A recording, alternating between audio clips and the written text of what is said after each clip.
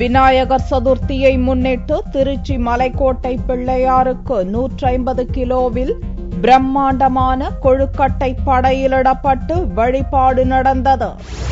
நாடு முழுவதும் விநாயகர் சதுர்த்தி உற்சாகமாக கொண்டாடப்பட்ட நிலையில் புகழ்பெற்ற திருச்சி மலைக்கோட்டை விநாயகர் கோவிலில் சிறப்பு வழிபாடுகள் நடந்தன.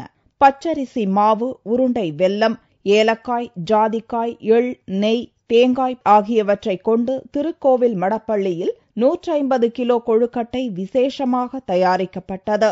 இந்த கொழுக்கட்டை இரண்டாக பிரிக்கப்பட்டு மலைக்கோட்டை அடிவாரத்தில் உள்ள மாணிக்க விநாயகருக்கு 75 கிலோ எடையுள்ள கொழுக்கட்டை படைக்கப்பட்டது.